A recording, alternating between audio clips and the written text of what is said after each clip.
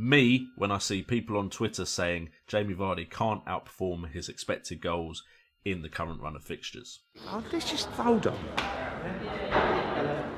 No, I'm not having this. I'm not having this. No.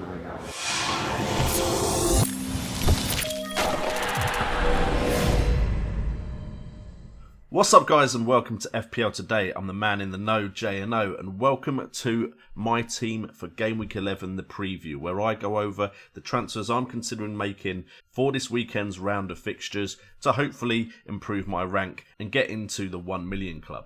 Yes, the season hasn't been going too well for me, but with the help of the sponsor of this channel, Fantasy Football Fix, I'm hoping to have a great rest of the season and rise my rank to something similar to my ranks in previous seasons. If you want to go check them out, feel free to do so in the link in the description, and here's a quick video from them. Use artificial intelligence and Optastats to build your new squad for the new season. Analyse the highest owned players and most popular starting squad currently entered into the FPL. Upload your squad at fantasyfootballfix.com now to improve your FPL performance. Click the link below or head over to fantasyfootballfix.com to get started. So let's get on with the video, and we start off with how the team is before I make any transfers for Game Week 11. And as you can see, we're currently lined up in a 3-5-2 with Pope in goal against Sheffield United away. Now, Sheffield United are a very good defensive side. They are capable of 1 or 2 goals, but they haven't really shown massive attacking prowess, although Lundstrom has been a godsend in defence. Lundstrom also starting in this one. I'm hoping for a very tight fixture, so hopefully Lundstrom can get some points with a clean sheet, and Pope also a clean sheet. That's the hope, that's what we're praying for. We'll see if that comes true, but Burnley, they usually score a goal, so I'm not too hopeful for a Lundstrom clean sheet. Pope, hopefully there's a bunch of saves there, but I think it should be a competitive fixture, but they're both staying in for now. Sionku is also starting with Crystal Palace away. Now, Crystal Palace are actually a side in some very good form. They're actually doing rather well in the league at the moment, and they are quite a good defensive side. They also seem to perform very well on the road as well, so Sionku may be someone that comes out, but I'm just looking at my 2 defenders on the bench, not sure they have enough going on about them to come in. I know Tomori is playing against Watford, and Watford don't seem that great going forward, but Chelsea don't seem that great at the back either. So right now, Sionchu is in the team, as well as Trent Alexander-Arnold. Now, his delivery in the game against Spurs was fantastic. Unfortunately, he didn't return any points, but now he's coming up against Aston Villa away, and we're hopeful for a clean sheet and some attacking returns in this one. Then the 5-man midfield, as it stands before transfers are made, are De Bruyne at Southampton at home and Sterling at Southampton at home. Hopeful of a big win here. They did just beat them 3-0 in whatever the League Cup currently is called. De Bruyne and Sterling both didn't start, so they should hopefully both be well rested for this one and get me some returns against the Southampton side that have just lost 9-0 to Leicester. We then also got Hudson-Odoi in there against Watford. Abraham is also in the side against Watford. Again, hopeful for some points from Abraham in this one. Watford have shown that they can be defensively weak, although they've looked better ever since the new manager has come in. We've got Mane against Aston Villa away, like Trent as well. Again, hopeful for points here, but it's going to be one of those toss-ups between him and Salah, probably getting the points. Hopefully I'm on the right side of that. And then we have Maddison against Crystal Palace away. Yes, again, he returned in the League Cup as far as I'm aware, but was really disappointed with how he performed in that 9-0 win, seemingly very deep. I'm a little bit worried about him compared to some of the cheaper options. He needs to outscore the likes of Barnes, Jose Perez and Tielemans if he is going to be the Leicester City midfielder for me. And then joining Abraham up front, we have Connolly against Norwich at home. Now, Norwich's defence have looked pretty weak. They've been conceding goals. That is why Connolly comes in. And I did get some stick in my points and performance video, but he does come in for Callum Wilson as we have a look at the bench. The bench consists of Button. He's always on the bench.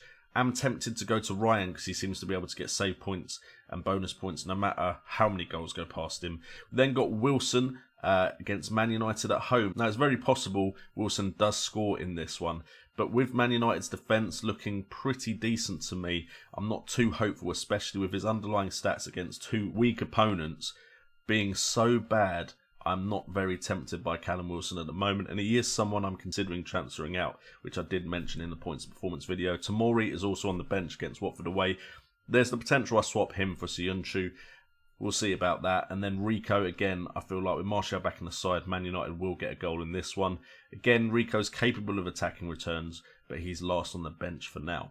So, what transfers am I considering making? And there's one mistake that I really feel like I need to rectify. And that mistake is the fact that I don't currently have Jamie Vardy in my side for Leicester's good run of fixtures.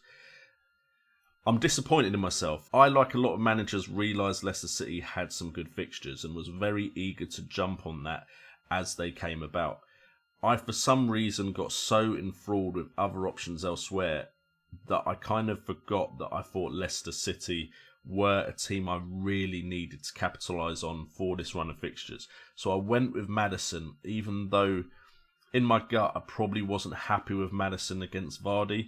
And at times in my wildcard in Game Week 8 and Game Week 9, I did have a Aubameyang in my side. So I could have quite easily had Vardy. But it came down to me still wanting Sterling until around Game Week 13. So that is why Sterling is still in the side. But I could have quite easily got Vardy in as well. So a bit annoyed at myself for not having Vardy for his haul against Southampton. That is all on me though. And that is something I feel like I really need to rectify. But of course there is so much debate about Vardy right now because his expected goals isn't matching his current output. And I personally think Vardy is the type of finisher who gets the big chances that expected goals isn't something that's really relevant for him. He is a clinical striker. He has been since Leicester City won the league and he scored a goal in 11 consecutive games. So him, like other strikers which I put into an elite category of clinical finishers, you don't really look at their expected goals and let that affect how you look at them. So for me, he's someone I really need to get in. For those of you that are so adamant about Jamie Vardy's stats being boosted by Game Week 10 and how he's better than his expected goals and it's going to be on the decline, I would point to the game weeks before Game Week 10. If we look at game weeks 3 to 9, 6 game weeks worth of data, 32 points, he got 6 goals in 6 game weeks. 14 shots, 12 of which were inside the box, with 8 being on target. 5 big chances in 6 games, 3 of them which he scored. If we look at how many big chances he scored, he only scored 3 of his 5, yet he still scored 6 goals. His expected goals was at 2, yet he outperformed that by 4 total goals. So it's not like Game Week 10 is the only thing that has boosted his stats so ridiculously. Yes, there was also the Newcastle fixture as well. But Jamie Vardy is just that kind of striker that can have a game where his expected goals isn't high, but he just finishes his chances clinically. And I don't think expected goals is as big an issue with him. The issue we of course have is it's not easy to get Wilson, who is pretty much the striker closest to Jamie Vardy's price, to Jamie Vardy without downgrading somewhere. And right now there's 3 midfielders that I've got asterisks over.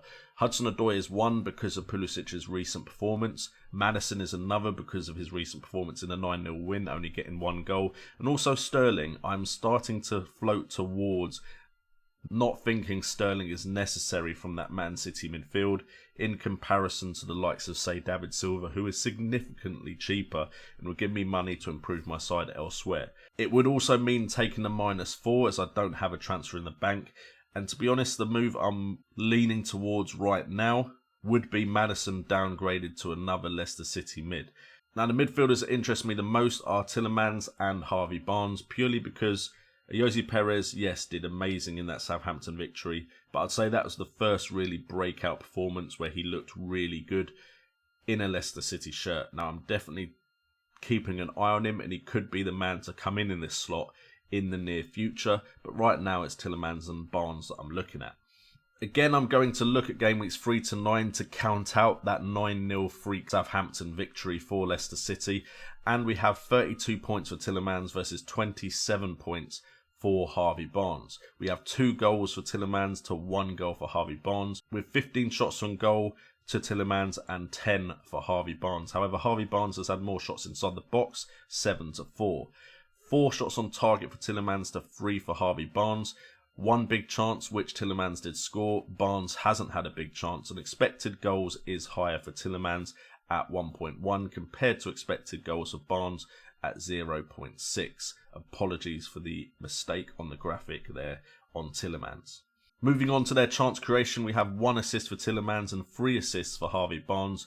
11 chances created though for Tielemans compared to 8 for Barnes, but 6 of Barnes' 8 chances created have resulted in a shot on target compared to only 4 for Tielemans. Expected assists is just slightly higher for Tielemans at 0.8 compared to Barnes' 0.7, and then expected points is 28.9 for Tielemans, which we can see he just outperformed with 32, and 19.1 for Barnes, which we can see he significantly outperformed with 27 points.